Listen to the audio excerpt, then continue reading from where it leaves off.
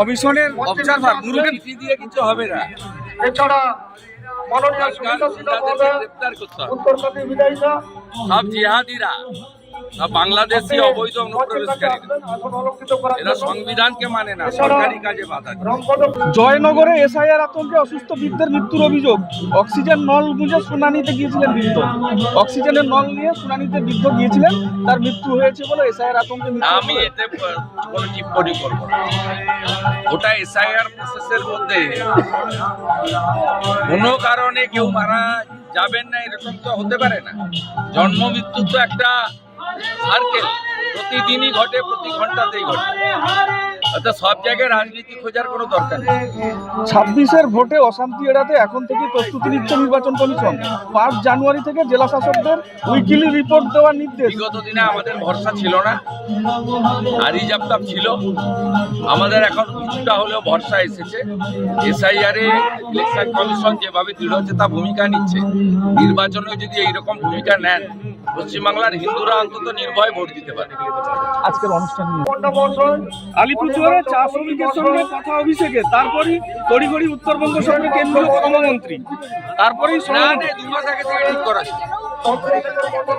মনসুখ মান্ডভির আজকে প্রোগ্রাম 2 মাস আগে থেকে ঠিক করা ছিল। দাদা ওগুলো আপনাদের চিন্তার বিষয় হতে পারে, আমাদের চিন্তার বিষয় না। दादा मुस्तफिजुर रहमान को केकेआर ने हटाने का निर्णय इसमें लिया। मैं कोई टिप्पणी नहीं करूंगा।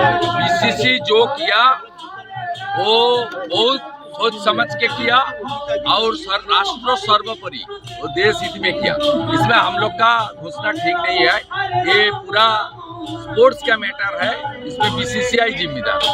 बांग्लादेश में फिर उनको काम करने दीजिए। ये बांग्लादेश सब बाद में राजनीति बांग्लादेश में फिर एक हिंदू का निधन हुआ है, आग से जला के। ना मुल्ला यूनुस का सरकार रहेगा, हिंदू का हालत ऐसे होगा।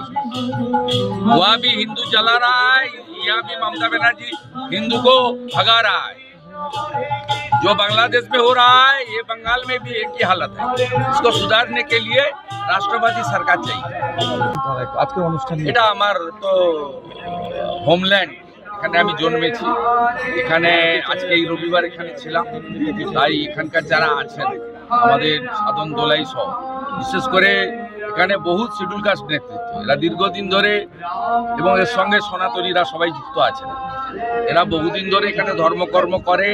এখানেই শনি মন্দির তৈরি হয়েছে, এখানে প্রত্যেক বছর একাধিক অনুষ্ঠান হয়, দুর্গাপূজা হয়, কালী পূজা হয়।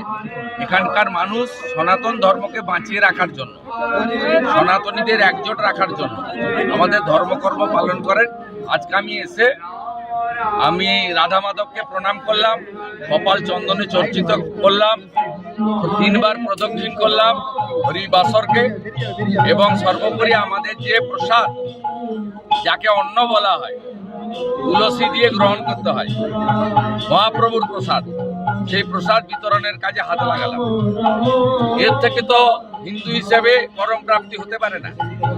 আমি একজন হিন্দু, আমার ধর্ম পালন করতে এখানে এসেছি, এবং এই এলাকার মানুষজন বরাবরই নিষ্ঠাবান সনাতন। এরা গীতা